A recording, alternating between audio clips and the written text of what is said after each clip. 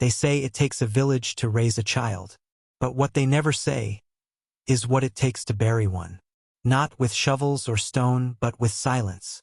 Genette Tate was 13 when the village swallowed her. She wasn't a runaway. She wasn't unhappy. She was just riding her father's bicycle down a sunlit lane with a sack full of newspapers and nothing to fear. No sound. No scream. No warning. Just one moment she was there, and the next she was gone. The bicycle lay sideways in the middle of the road like a dead animal. The newspapers still bundled, untouched. It wasn't just strange. It was surgical, clean, like whatever had taken her knew exactly how to do it. Her friends were minutes behind her. They saw the bike, called her name, thought maybe she'd run into the woods or stopped for a laugh. But Genette didn't laugh much. She wasn't the kind. And when they got to her house and her parents said she wasn't home, the quiet turned to panic. The police came, boots on gravel, dogs, helicopters. They searched fields, barns, attics. But the trail didn't go cold. It was never warm to begin with. Her scent disappeared less than 100 feet from the bike, like she had simply dematerialized. Now, in a place like Aylesbury, everybody knows every car. And no one knew that one. Someone else reported seeing it near a school earlier that week. Another said it had circled the post office twice and vanished. But the man in the green Mini was never found. Never stopped. Never came forward. As days passed, the story stopped being a tragedy. It became an infection. The village grew quieter. Doors stayed shut. Strangers felt stranger. It wasn't just fear. It was suspicion. Because if someone took her, they had to be local, or knew the village well, knew the roads, the routine, the blind spots. And then, years later, the monster got a name. Robert Black. A delivery man who drove cross-country routes and used them to hunt. Convicted of 4 child murders, all eerily like Genette's.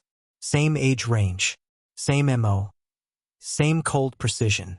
He became the prime suspect. The police traced his delivery logs. They matched. Barely. He didn't confess. Not to her. Not to anyone. And before he could be pressed again, he died in prison. Alone. Silent. But it never added up. Black drove a van, not a Mini. His other victims were found, brutally violated, and dumped. Genette simply vanished. No trace. No blood. No bones. If it was Black, he changed his ritual completely. If it wasn't, then Genette's killer is still out there. Or worse, never left. And then came the final rot, buried deep in the files, long forgotten. A retired officer admitted years later that an anonymous letter had once been received. Short, cold, typed. It said, "She was gone before you even looked. You're wasting your time." That letter was never entered into evidence. It disappeared just like she did. The officer said it seemed like a hoax. Said they didn't want to feed hysteria. Said a lot of things that sounded like fear dressed in logic. But someone knew. Someone watched her that day. And someone laughed when the headlines came out. Because they knew we'd never find her. Because she wasn't buried in a field or dumped in a river.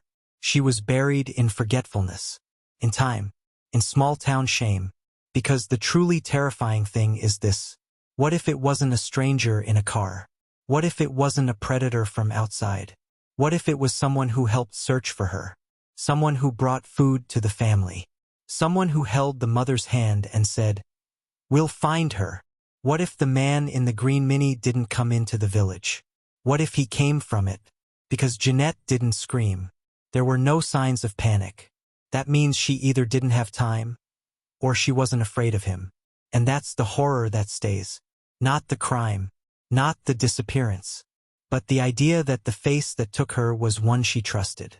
That the monster wasn't in the woods, but on the porch, smiling. And all these years later, the village still tells the story in whispers. It's a memory worn thin by fear. It's in the hedges, in the quiet, in the pause before someone says her name.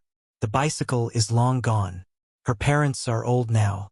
And whoever took her, if they're still alive, walks without fear. Because they know. There's no justice coming. Only silence. If this disappearance unsettled you, Imagine how many others are still out there. Silent, forgotten, unsolved. Subscribe for more haunting cases and chilling investigations. Drop a comment. What do you think happened that night?